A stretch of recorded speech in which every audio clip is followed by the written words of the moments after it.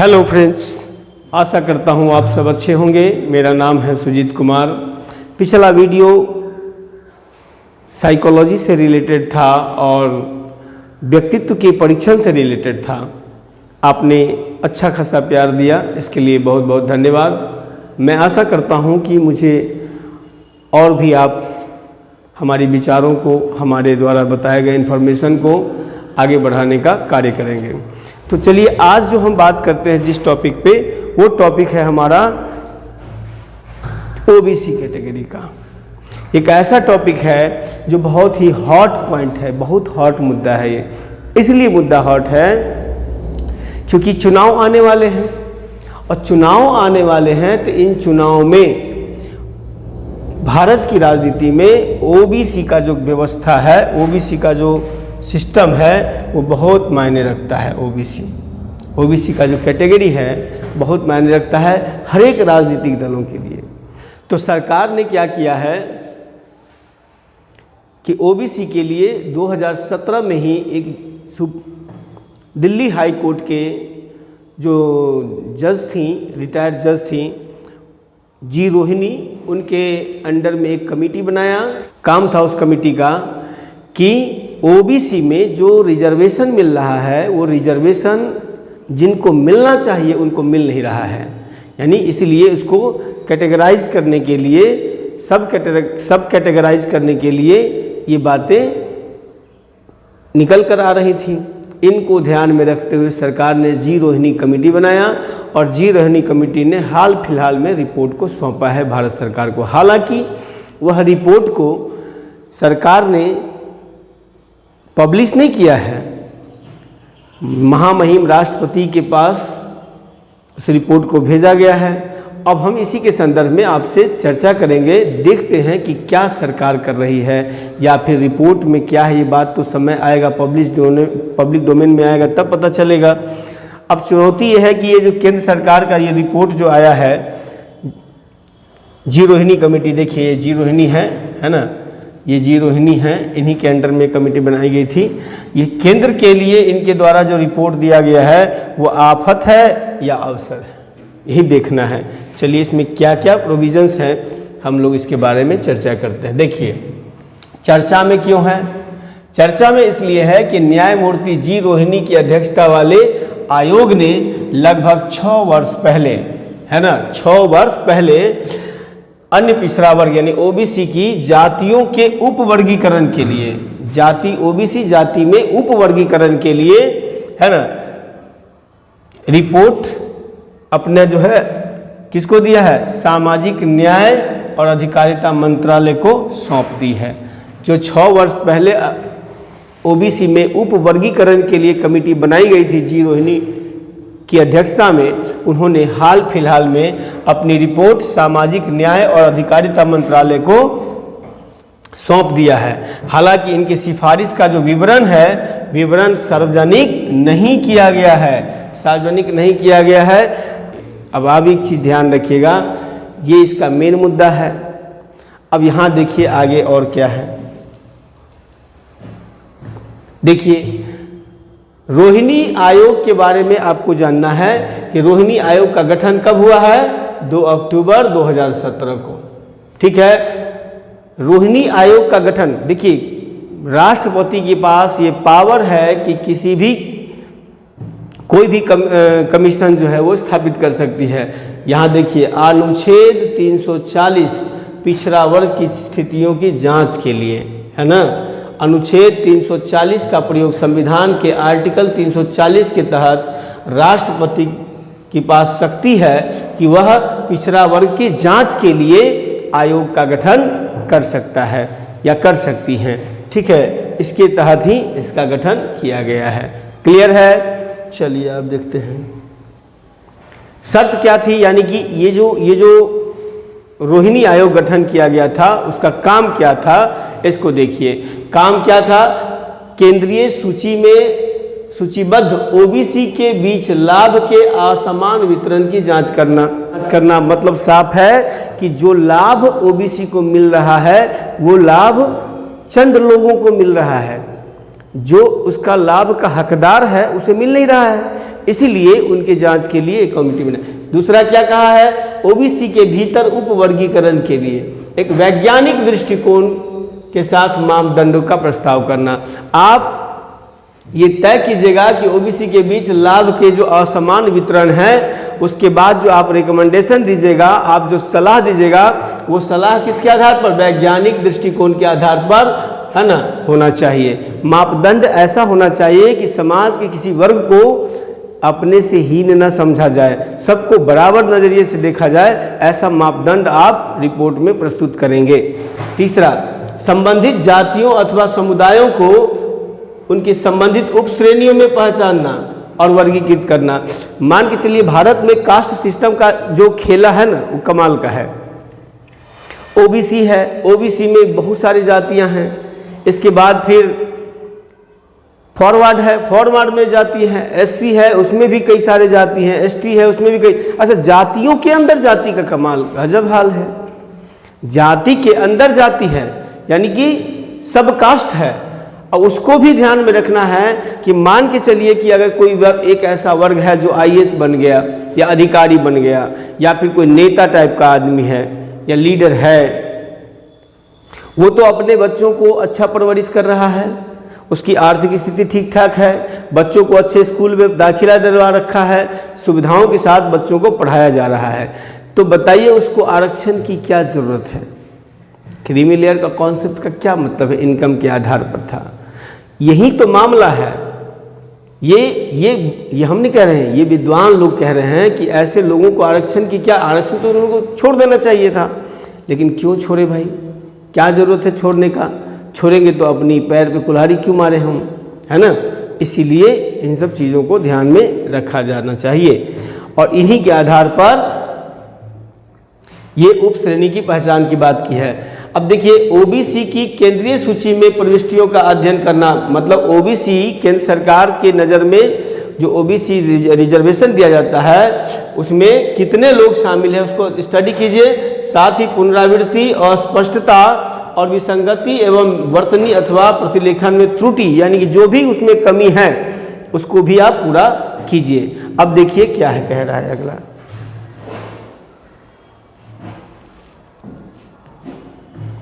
OBC के उपवर्गीकरण की आवश्यकता क्यों पड़ी, क्या जरूरत थी उपवर्गीकरण की आवश्यकता का। यहां देखिए क्या कह रहा है, ओबीसी को केंद्र सरकार की नौकरियों और शैक्षणिक संस्थाओं में 27% रिजर्वेशन है, जैसा कि आपको मालूम है 27% रिजर्वेशन है।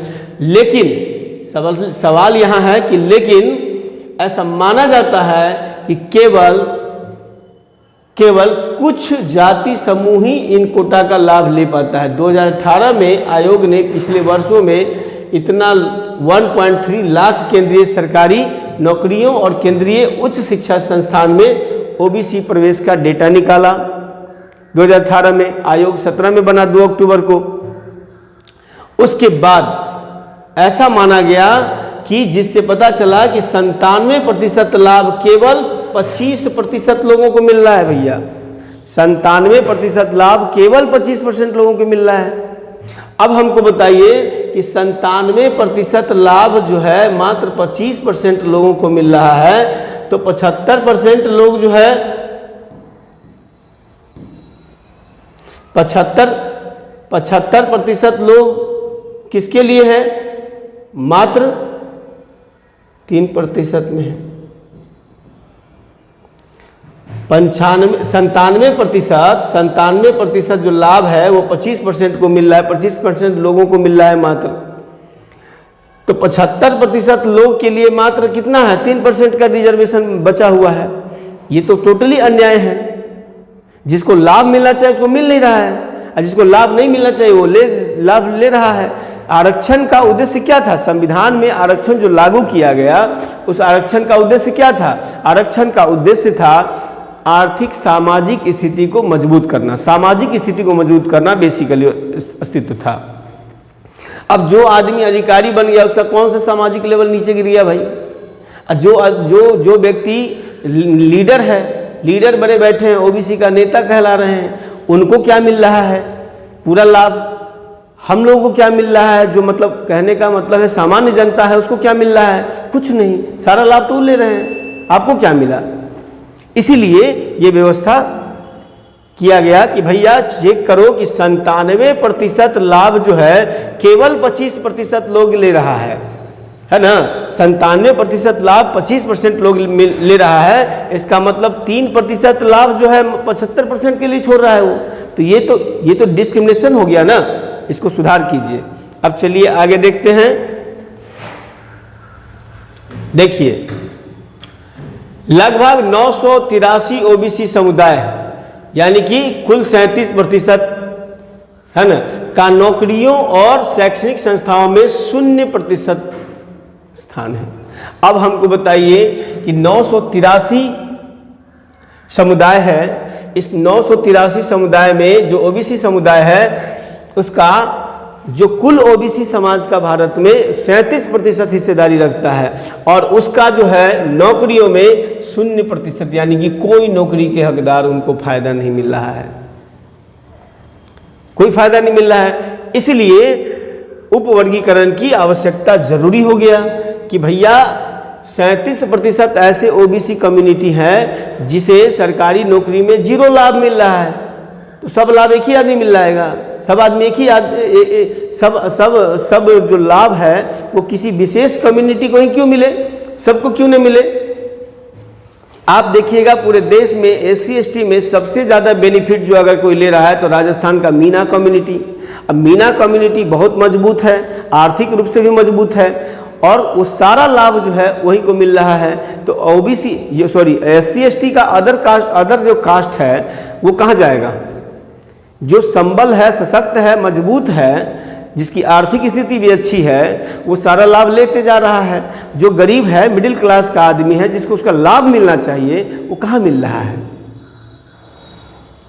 वर्ल्ड इतिहास की एक विशेषता रही है, मध्यम वर्ग कभी मध्यम वर्ग को दबाता नहीं है। ध्यान रखिएगा, राजनीति के केंद्र में बैठा हुआ जो लोग हैं ना वो अपनी राजनीति रोटी सेकते हैं सिर्फ जाति धर्म के नाम पर और आरक्षण के नाम पर, लेकिन आपको क्या मिला है, आपको क्या मिल रहा है इस बात का उसको कोई परवाह नहीं है। आप इस चीज़ को समझिए। यहाँ देखिए क्या हो रहा है, 37% ओबीसी कम्युनिटी है जिसको 0% लाभ मिल रहा है, कोई फायदे नहीं है उसको। अब यहाँ पर अगला जो सेगमेंट क्या कह रहा है उसको देखिए। उपवर्गीकरण का उद्देश्य जो है ऐतिहासिक रूप से कम प्रतिनिधित्व वाले वंचित ओबीसी समुदाय के लिए अधिक अवसर प्रदान करना है। बिल्कुल होना चाहिए, क्यों नहीं होना चाहिए। जो आदमी को 0% लाभ मिला है क्या वो आरक्षण के लायक नहीं है, आरक्षण तो उसको भी मिलना चाहिए। इसीलिए ये जरूरी हो गया। 27% आरक्षण के भीतर कोटा प्रदान करना है। देखिए जो वंचित ओबीसी समुदाय है उसके लिए अधिक अवसर प्रदान करना और 27% में उसकी भागीदारी अधिक से अधिक हो ऐसा व्यवस्था करना। देखिए अब भारत में ओबीसी आरक्षण की स्थिति का एक ऐतिहासिक विकास हम देखते हैं कि भारत में ओबीसी को जो आरक्षण मिला उसका पृष्ठभूमि बैकग्राउंड क्या रहा। आपको मालूम है भारत में राजनीति में जाति का बहुत बोलबाला है। अब आपको हम बताएंगे कि जैसे यूपी में बहन मायावती, उनका कॉन्सेप्ट क्या है, डीएम समीकरण। ये किसका है, मायावती का। D for Dalit, M for Muslim, कमाल का गठजोड़ है। अब आप चलिएगा कि यूपी में मुलायम सिंह यानी कि सपा एसपी, बिहार में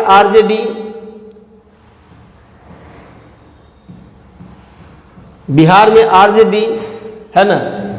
इसका जो कॉन्सेप्ट है वो क्या है, माई समीकरण।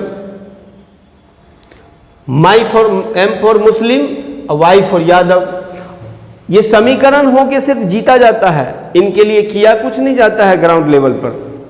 सवाल यही है, ये सब जो समीकरण है ये समीकरण सिर्फ चुनाव जीतने के लिए है, जातीय उत्थान के लिए नहीं है, सामाजिक उत्थान के लिए नहीं है। अगर होता तो आज ये स्थिति नहीं होती, सेल्फ डिपेंडेंट समाज हमारा होता। हम तो खैर व्यक्तिगत रूप से इन कास्टिज्म को जरा सा तवज्जो नहीं देते हैं। मेरा मानना है कि माँ के गर्भ में पल रहा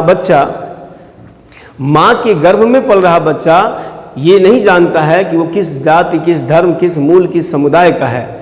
जब वो समाज में एंट्री करता है, यानी कि जब समाज जन्म लेता है, तब उसको मालूम होता है कि अच्छा हमारा ये रिलीजन है, ये समाज है, ये हमारा जाति है।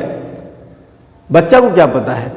इसका मतलब है कि प्राकृतिक रूप से न कोई छोटा है न कोई बड़ा है। सूर्य की रोशनी जो पड़ती है पृथ्वी पे, तो गरीब से अमीर सबको क्या करता है?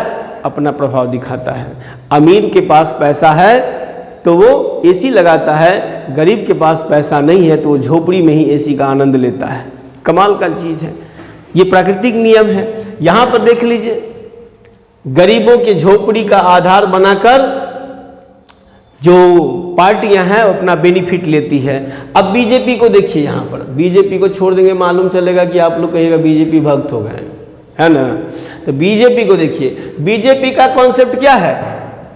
यहाँ पर दलित मुस्लिम, यहाँ पर मुस्लिम यादव। अब ये सीधा हिंदुइज्म का कॉन्सेप्ट लेता है,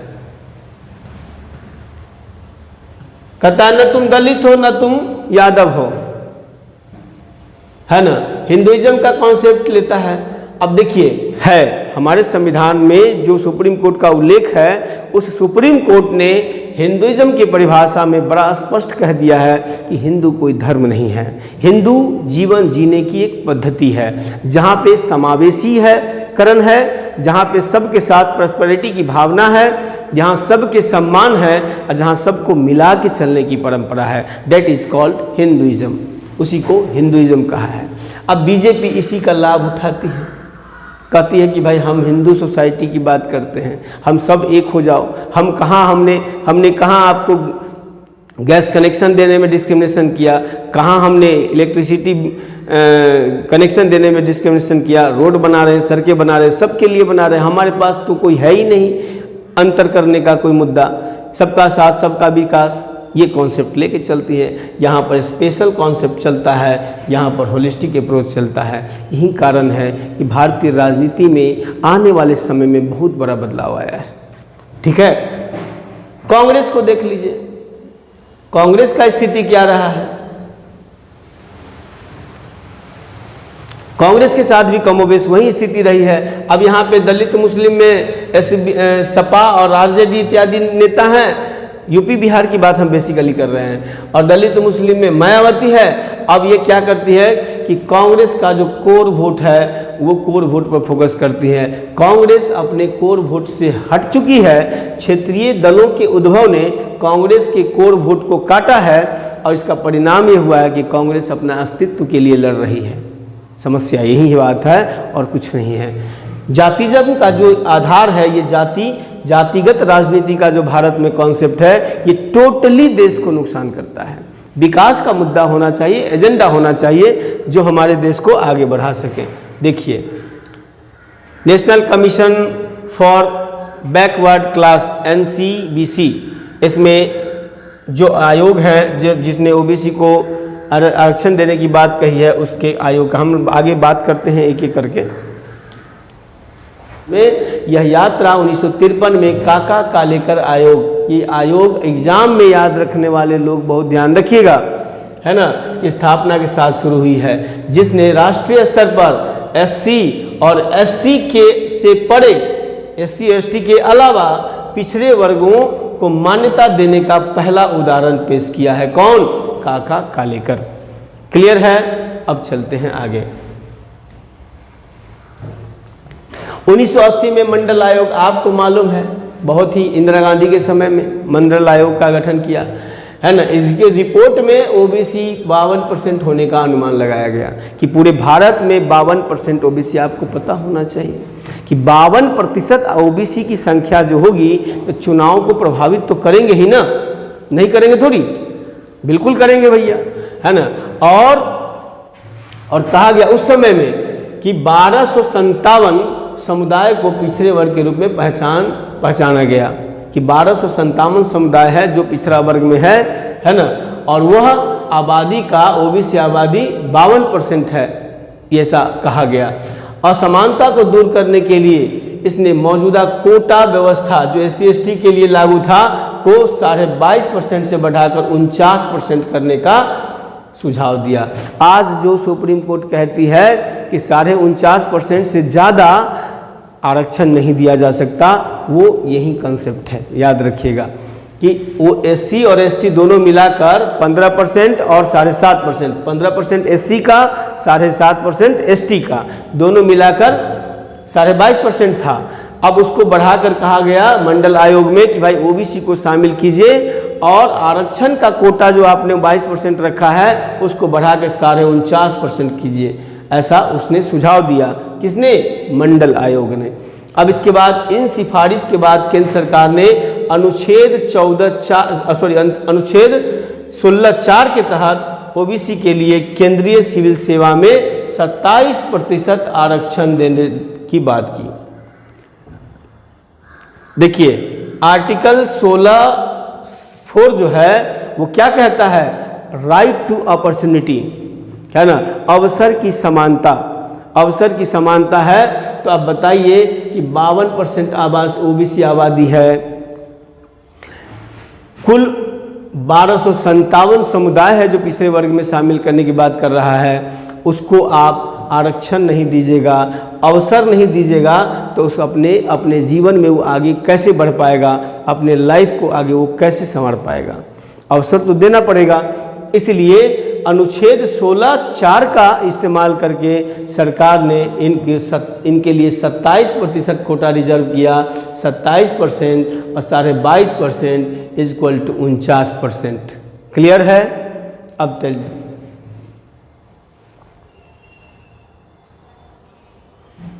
अब देखिए वर्ष 8 में सर्वोच्च न्यायालय ने यह अधिसूचित सुनिश्चित करते हुए कि ये लाभ सबसे वंचित लोगों तक पहुंचने के लिए होना चाहिए, है ना।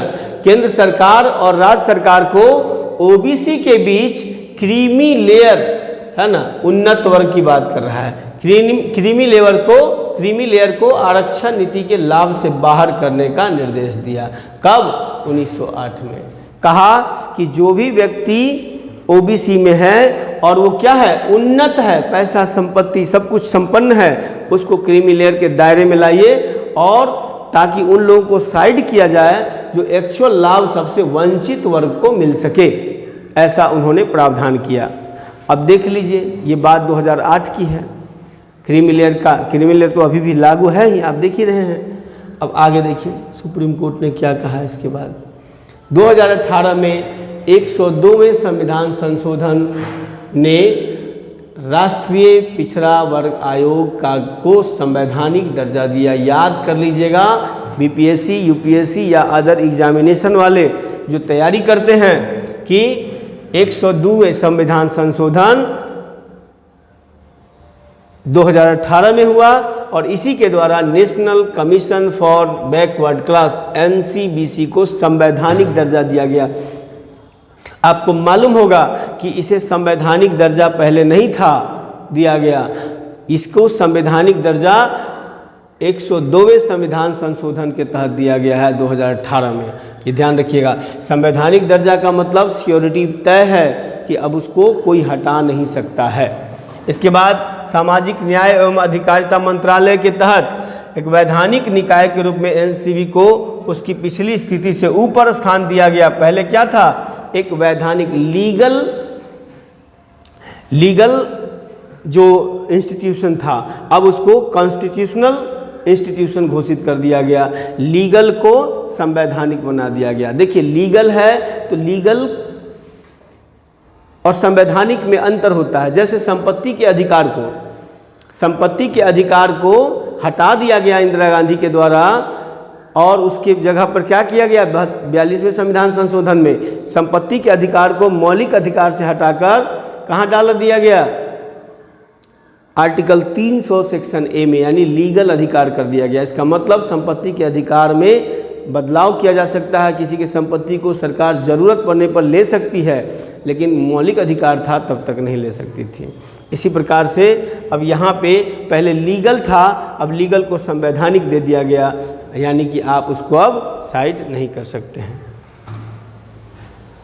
Thank you for watching. आशा करता हूँ, अब देखते हैं रिपोर्ट सरकार पब्लिश करेगी, इसके बाद फिर हम लोग इस पर एक और वीडियो बनाएंगे। आशा करता हूँ आपको ये इन्फॉर्मेशन अच्छा लगा होगा। मेरा मकसद पॉलिटिकली मोटिवेटेड नहीं है, मैं संवैधानिक दायरे में रह के आपसे बात करने का प्रयास करता हूँ, और मैं ये प्रयास मेरा यही है कि लोग राजनीति से ऊपर उठकर समाज और राष्ट्र के बारे में सोचें। राजनीति की एक हिस्सा है हमारा ज़िंदगी का, dates a part of life, but जिसको लेना है उसमें जाना है, ठीक है हो जाए, बट नॉट अ लाइफ। वो हम कॉमन लोगों के लिए राजनीति का कोई अस्तित्व नहीं है। हाँ, हमारा संविधान है, हमारी इजाज़त देती है, कोई भी आदमी राजनीति में आगे बढ़ सकता है, जा सकता है। ये अपॉर्चुनिटी की बात है, ये अवसर की बात है। तो इसी अवसर के लिए ये राजनीति, ये आरक्षण की बात की गई है। आशा करता हूँ हमारा ये इन्फॉर्मेशन अच्छा लगा होगा, और आप अधिक से अधिक हमारे वीडियो को इसी तरह प्यार देते रहिए, बढ़ाते रहिए आगे, और सब्सक्राइब करने का अवसर नहीं छोड़िएगा। धन्यवाद।